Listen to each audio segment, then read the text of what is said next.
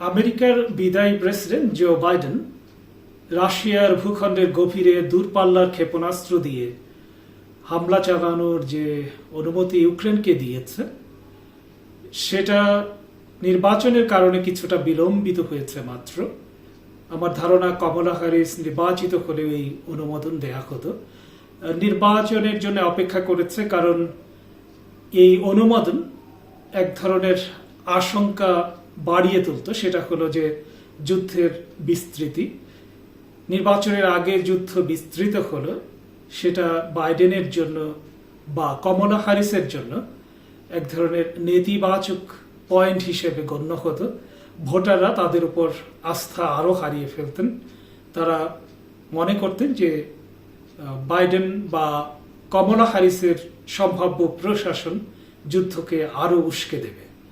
বাইডেনের এই সিদ্ধান্ত ট্রাম্পের বিরুদ্ধে যাবে না, বরং ট্রাম্পকে একটি সুবিধাজনক অবস্থানে নিয়ে যাবে। এমনকি বাইডেনের এই সিদ্ধান্ত সম্পর্কে ট্রাম্প হয়তো আগে অবহিত হয়েছেন এবং তাকে জানানো হয়েছে। এটারই একটি ইঙ্গিত পাওয়া যায় মার্কিন কংগ্রেসের একজন রিপাবলিকান সদস্য, অর্থাৎ ট্রাম্পের দলের একজন সদস্য এরই মধ্যে বাইডেনের এই সিদ্ধান্তকে স্বাগত জানিয়েছেন। আমরা জানি যে ট্রাম্প ইউক্রেন যুদ্ধ থামিয়ে দিতে যাচ্ছে এবং তার একটি নীতি হলো যে বর্তমানে যে অবস্থায় আছে সে অবস্থায় রেখে হলেও ইউক্রেনকে যুদ্ধবিরতি বা যুদ্ধ বন্ধ করতে রাজি করানো। ট্রাম্প এর আগে ঘোষণা করেছিলেন যে তিনি একদিনের মধ্যে যুদ্ধ বন্ধের চুক্তি করে ফেলতে পারেন।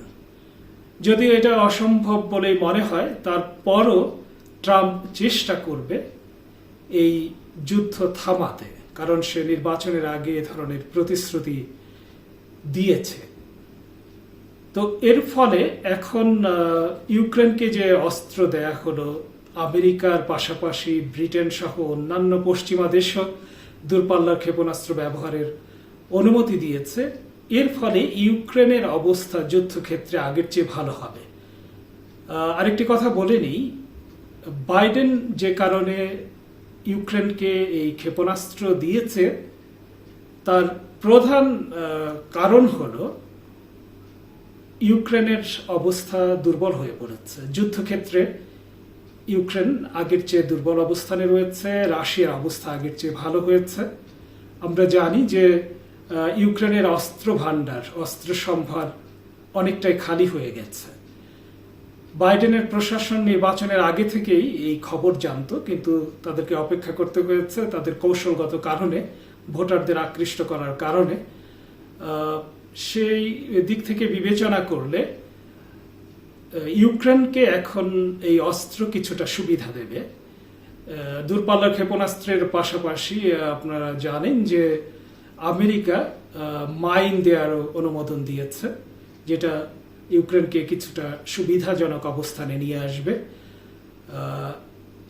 এই মুহূর্তে এ ধরনের সিদ্ধান্তের আরেকটি কারণ হলো পুতিন চাচ্ছিলেন তার দেশের যে বিশাল ভূখণ্ড, প্রায় 1,01,000 বর্গ কিলোমিটার ভূখণ্ড নিয়ে কুরস্ক অঞ্চল সেটার একটা বড় অংশ ইউক্রেনের সেনাবাহিনী দখলে রেখেছে এখন পর্যন্ত। মনে করা হচ্ছিল ট্রাম্প দায়িত্ব গ্রহণের আগেই পুতিন সেখানে বড় ধরনের অভিযান চালাবেন এবং ওই অঞ্চল পুরোপুরি মুক্ত করবেন। এই অবস্থায় ইউক্রেনকে অস্ত্রশস্ত্র দিয়ে শক্তিশালী করাটা পশ্চিমা জোটের জন্য বড় গুরুত্বপূর্ণ ছিল এবং জরুরি একটি সিদ্ধান্ত বলেই এই কারণে বলা যায়। কারণ এটা না হলে ইউক্রেনকে খুব সহজেই পরাস্ত করে ফেলতে পারত পুতিন। এখন যেটা হবে, যুদ্ধক্ষেত্রে ইউক্রেনের অবস্থা আগের চেয়ে অনেকটাই ভালো হবে। যুদ্ধটা পুতিনের সেনাবাহিনীর সাথে আগের চেয়ে বেশি জমজমাট হবে, বা আমরা যদি বলি যে যুদ্ধটা অনেকটা সমানে সমান হবে। তবে ট্রাম্প এরই মধ্যে যদি প্রস্তুতি নিয়ে থাকেন যে পুতিনের সাথে এ বিষয়ে খুব সিরিয়াস আলোচনা করবেন এবং সত্যিই তিনি চান যদি যে যুদ্ধটা থেমে যাক, তাহলে সেক্ষেত্রে ইউক্রেনের এ ধরনের অস্ত্রশস্ত্রের প্রাপ্তি পশ্চিমাদেরকে সুবিধাজনক অবস্থানে নিয়ে আসবে। আলোচনায় ইউক্রেনকে অনেক বেশি সুবিধা নিয়ে দেওয়া যাবে। পুতিনও মনে হয় না যে যুদ্ধ খুব একটা দীর্ঘায়িত করতে চান, নানা কারণে। পুতিনও, কারণ এই যুদ্ধ প্রায় 3 বছর হয়ে আসছে। পুতিন যেভাবে আশা করেছিলেন যে স্বল্প সময়ের মধ্যে যুদ্ধের অবসান ঘটিয়ে তার লক্ষ্য বাস্তবায়ন করবেন, সেটা কিন্তু তিনি পারেননি। তবে মনে রাখতে হবে যে ইউক্রেন স্বাভাবিকভাবেই রাশিয়ার চেয়ে দুর্বল একটি রাষ্ট্র। যদি ইউরোপ আমেরিকা সার্বিক সহযোগিতা দিয়ে যাচ্ছে, তারপরও কিন্তু ইউক্রেন সে ধরনের যেটা প্রত্যাশিত ছিল পশ্চিমাদের, সে ধরনের অবস্থানে যেতে পারেনি। এর ফলে ইউক্রেনকে ছাড় দিতেই হবে। এমনও হতে পারে যে দোনেস্ক, খেরসন, লুহানেস্ক, ঝাপুরোজিয়া অঞ্চল এর একটা বিশাল অংশ পুতিনকে দিয়েই সমঝোতা হতে পারে।